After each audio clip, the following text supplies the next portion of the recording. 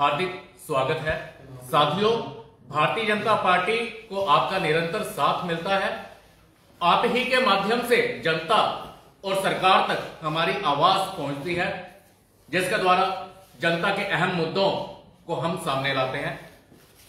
मैं दरख्वास्त करूंगा, मेरे साथ में है पूर्व में एमएलसी बड़े भाई गिरधारीलाल रैना जी, जो प्रदेश में प्रवक्ता हैं।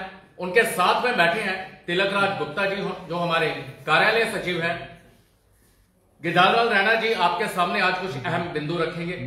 गिरधारीलाल जी, बहुत बहुत धन्यवाद डॉक्टर साहब, तिलक जी का भी धन्यवाद और आप सब मित्रों का भी बहुत बहुत धन्यवाद। आज जिस मुद्दे पर हम चर्चा करना चाहते हैं वो बहुत ही इंपॉर्टेंट है और जम्मू कश्मीर की इज्जत के साथ भी जुड़ा हुआ मसला है। इस प्रकार का एक इश्यू है।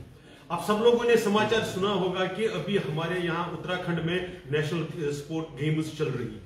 उसमें कहा जाता है कि स्पोर्ट्स हिस्ट्री में पहली बार ऐसा हुआ कि किसी यूटी या किसी स्टेट के शेफ द मिशन यानी जो हेड थे यहां से बनाए गए उनको निकाला गया। सरकार इस पर चुप है क्योंकि स्पोर्ट्स बॉडी में जो दो धड़े हैं आपस में, वो आपस में लड़ रहे हैं, वो एक दूसरे के ऊपर कीचड़ उछाल रहे हैं।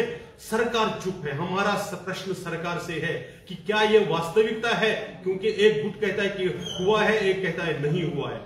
क्या ये सच है कि आपने जिनको मुखिया बनाकर भेजा था, क्या उनको उत्तराखंड की स्पोर्ट्स अथॉरिटी जो नेशनल गेम्स ऑर्गेनाइज कर रही है, क्या उन्होंने उनको ओस्ट किया?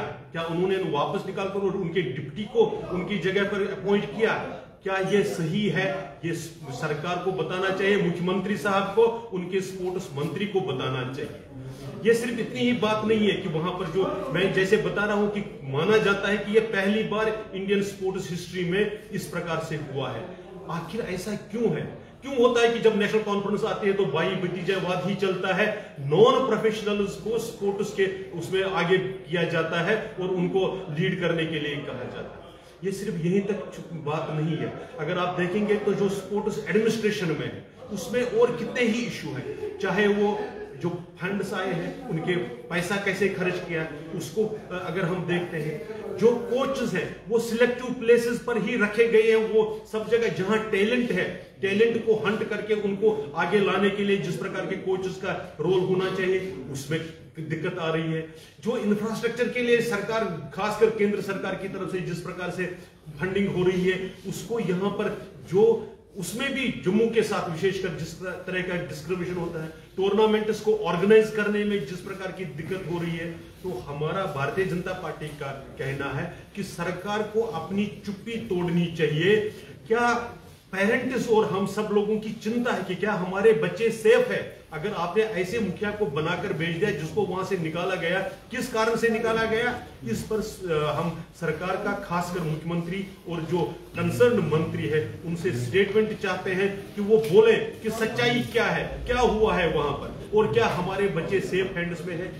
इन्हीं कारणों से अगर आप देखेंगे कि हमारी पोजीशन जो स्पोर्ट्स में है जम्मू कश्मीर की, वो बहुत ही वीक रहती है। इन नेशनल स्पोर्ट गेम्स में भी हम 24वें स्थान पर हैं। 32 या 33 टोटल यूटी स्टेट्स है, उसमें हमारी 24वें स्थान है। वो भी कुछ प्राइवेट इनिशिएटिव्स जिन स्पोर्ट्स में रहा है उनके कारण हमारे पास कुछ गोल्ड मेडल भी मिले हैं, जिसकी वजह से हम 24वें, नहीं तो शायद हम लास्ट में होते। तो स्पोर्ट्स एक इंपॉर्टेंट एस्पेक्ट है आज की लाइफ का। युवा की एनर्जीज को, युवा जोश को चैनलाइज करने के लिए बहुत ही इंपॉर्टेंट एस्पेक्ट रहता है। अगर इनके साथ खिलवाड़ होता है, क्योंकि नेशनल कॉन्फ्रेंस की इतिहास रहा है, अगर हम जम्मू कश्मीर जो क्रिकेट एसोसिएशन का भी है उसका भी इतिहास देखते हैं तो स्वयं मुख्यमंत्री साहब का भी नाम आया हुआ है। इस प्रकार से इस इंपॉर्टेंट विषय की तरफ हम आपका ध्यान खींचना चाहते हैं, क्योंकि पिछले कई दिनों से यह समाचार पत्रों में छपता रहा है। हमें सच्चाई नहीं मालूम है, हम सच्चाई जानना चाहते हैं। ये जो धड़ेबाजी अंदर चल रही है, उस धड़ेबाजी को आप कैसे कर्ब करने जा रहे हैं, कैसे स्पोर्ट्स को आप प्रमोट करने जा रहे हैं, कैसे फेयरली सब जगह डिस्ट्रीब्यूशन हो, ये किस प्रकार से आप निश्चित करना चाहते हैं, ये लोग जानना चाहते हैं। लेकिन सबसे इंपॉर्टेंट बात, जो हमारे बच्चे और बच्चियां, चाहे वो जिम्नास्टिक्स में, चाहे वो कहीं पर भी जब वो बाहर जाते हैं, क्या वो सेफ हाथों में है? ये बहुत प्रश्न है। इस विषय से आपके सामने आज रखना चाहते थे। आपका बहुत बहुत धन्यवाद। कोई प्रश्न होगा तो